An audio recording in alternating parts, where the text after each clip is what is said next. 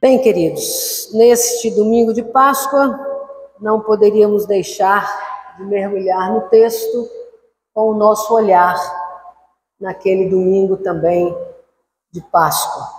Por isso, a nossa leitura, vamos fazê-la no capítulo 24 do Evangelho de Lucas. Vamos nos colocar de pé para o Evangelho de Lucas, vamos até no capítulo 24, esqueci de virar aí, né? Versículo 1 até versículo 12. Lucas 24, versículo 1 a 12. Vamos fazer responsiva essa leitura? No domingo, bem cedo, as mulheres foram ao túmulo, levando os perfumes que haviam preparado.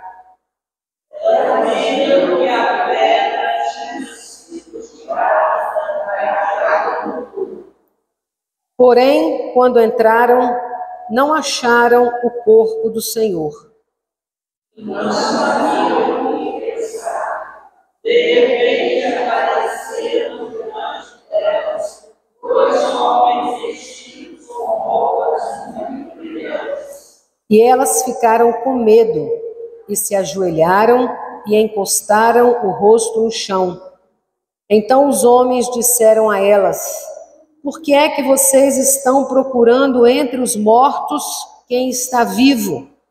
Ele não está aqui, mas foi ressuscitado. Lembrem que quando estava na Galileia, ele disse a vocês: o Filho do Homem precisa ser entregue aos pecadores, precisa ser crucificado e precisa ressuscitar no 3º dia.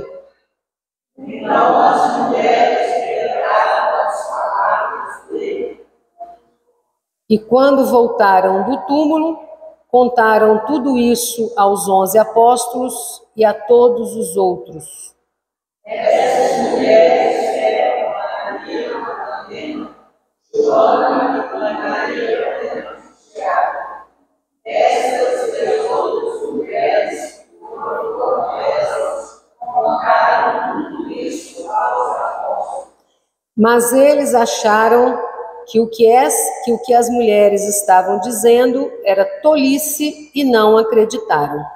Porém, Pedro se levantou e correu para o túmulo, abaixou-se para orar e disse somente os lençóis de vinho, nada mais. Aí voltou para casa, julgado o que havia acontecido. Podemos nos sentar, queridos? E é uma cena que há vários pontos dos quais a gente pode se deter, desde a audácia das mulheres até a ousadia também de Pedro, no sentido de que estão dizendo que não estão acreditando, mas eu vou também. De certa forma, foi uma ousadia. Naquele momento de Pedro foi uma ousadia, sim. Porque alguns homens já tinham dado descrédito àquelas mulheres, mas ele não se convenceu e foi lá para ver realmente o que tinha acontecido. Mas, queridos, dentro dessa perspectiva de Páscoa, como passagem da morte para a vida, vamos começar, sim, vendo que nessa narrativa, o que nos dá de informação primeira é que foram as mulheres, logo de manhã, ao túmulo, levando os perfumes que haviam preparado. E elas viram que o túmulo estava aberto. E a gente que trabalhou algum tempo com criança, a figura é sempre daquela pedra redonda, né? Que está assim, viradinha no túmulo e o túmulo aberto. Sempre que eu leio aqui, eu fico a me perguntar, tinha que ter muita mulher ali para botar aquela pedra para rodar. E mais do que isso, não era comum elas fazerem isso. Então não vamos sozinha não. Nós vamos precisar de gente para ter força ali para rodar aquela pedra. Então nós vemos que nessa narrativa, com a ida das mulheres ao túmulo, com o objetivo sim de perfumar o corpo de Jesus, haviam comprado perfume no sábado, se dirigiram ao túmulo pela manhã do domingo bem cedo. Tinham o desejo de estar com Jesus. Uma coisa assim, vamos lá, vamos honrá-lo até, né, a última ação daquilo que é possível, vamos fazer. E foram lá, tinham esse sentimento. Sabiam também que corriam risco, porque, afinal de contas, todos sabemos como é que já estava a situação de Jesus quando foi crucificado. Portanto, ir ao túmulo de Jesus também era assumir um risco. Sabiam das dificuldades. Uma delas é essa que eu penso. Como é que nós vamos remover aquela pedra, né? Mas não se detiveram. Não se deixaram conter. E aí nós vemos que fica muito característico naquelas mulheres, uma característica que nós mulheres temos realmente muito evidente na nossa vida, que é a coragem. Mulheres corajosas. Tenho tantas mulheres aqui corajosas à minha frente. Graças a Deus por isso. Mas é claro, a crença na ressurreição ainda era prematura para aquelas mulheres. E aí, quando elas se deparam com aqueles dois homens de aparência luminosa, a primeira ação é a de se curvar e botar o rosto em terra. Uma atitude de medo, né? De aflição naquele momento. Mas eles, aqueles homens, através deles, elas conseguem discernir o que estava acontecendo, porque foi eles que disseram a elas, né? O filho do, lembrem, né? O que é que ele já havia dito antes. O filho do homem precisa ser entregue aos pecadores, precisa ser crucificado e precisa ressuscitar ao terceiro dia. É aquela história, eu sou sabedor de uma coisa, mas eu não vivencio aquilo. Naquele momento ainda tinha uma desconexão entre o que elas tinham ouvido de Jesus, tinha acontecido, mas parecia que não tinha realmente acontecido. E aí agora elas recebem novamente a mensagem e aqui sim, parece que deu aquela chavinha que vira.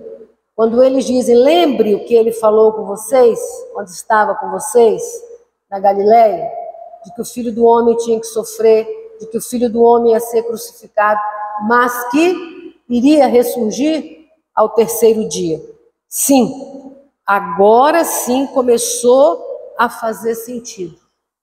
E o sentido maior foi qual? Jesus está vivo. Jesus está vivo. E aí, o que faz com que a informação vai chegando, vai sendo discernida e vai ganhando força? É se Jesus está vivo, então o seu projeto de vida também está vivo. Eu sou seguidora de Jesus, que me mostrou um projeto de vida, que eu, há minutos atrás, principalmente na crucificação, achava que havia morrido, mas agora foi resgatada em mim a promessa da ressurreição.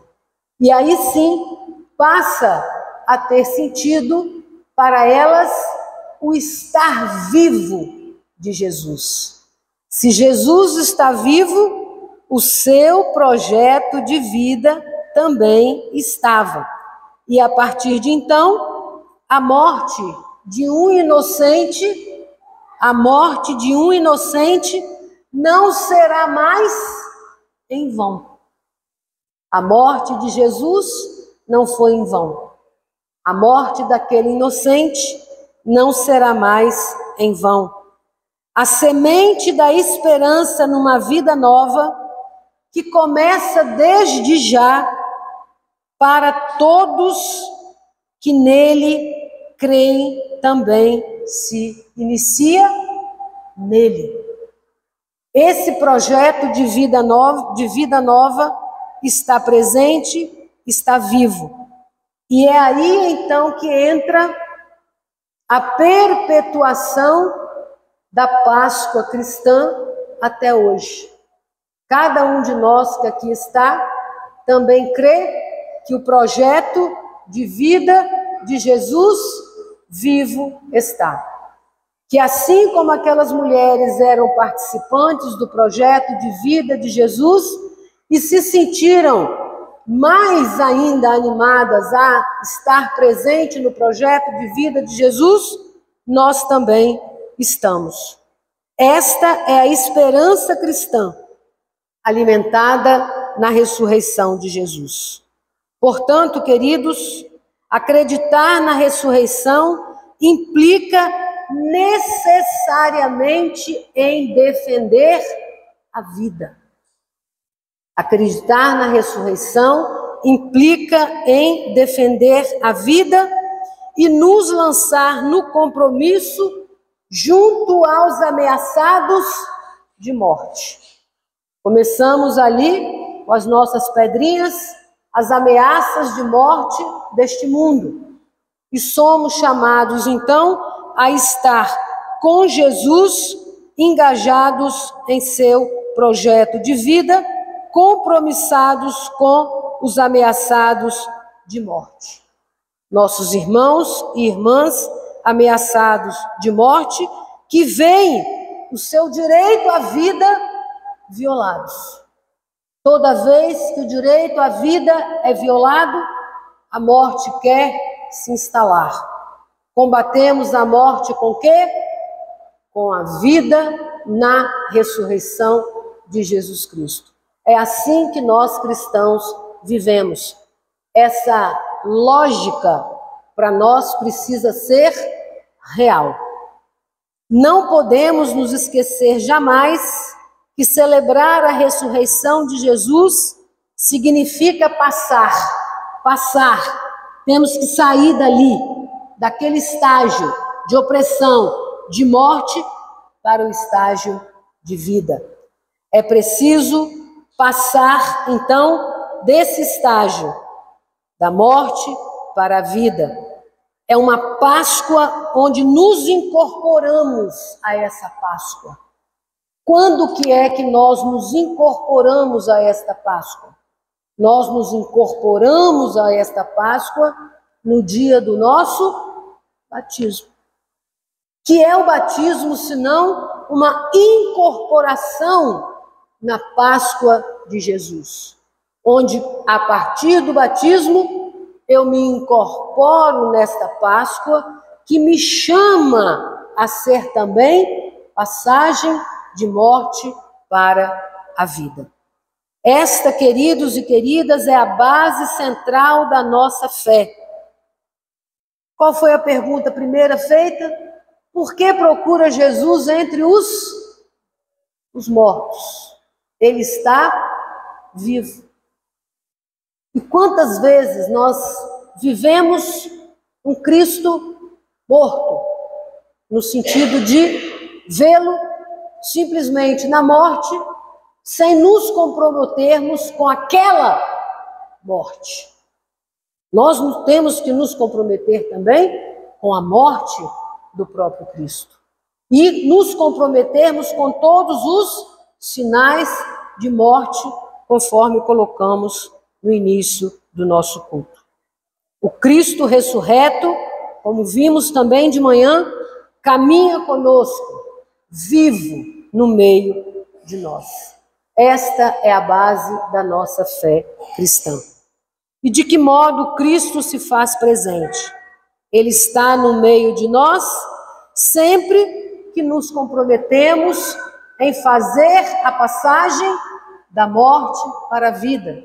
Sempre que nos comprometemos em contribuir em momentos e fazer a passagem, para que sinais de morte se transformem em sinais de vida. É assim que nós vamos vivendo a nossa fé. Dele recebemos a promessa: onde 2 ou 3 estiverem reunidos em meu nome, eu estou aí no meio deles. Portanto, é saber que cada um de nós trouxe uma leitura de mundo onde percebe a necessidade de ressurgimento da vida. Faremos ressurgir sempre que cada vez mais nos unirmos para que a vontade de cada um de nós expressa nesta situação de morte possa florescer em vida. Essa é a nossa esperança. Queremos nesta Páscoa pedir a Deus que pela nossa fé no Cristo ressurreto estejamos sempre dispostos a lutar contra tudo que é contrário à vida e à criação, proclamando que essa fé em Cristo é a razão de toda a nossa esperança.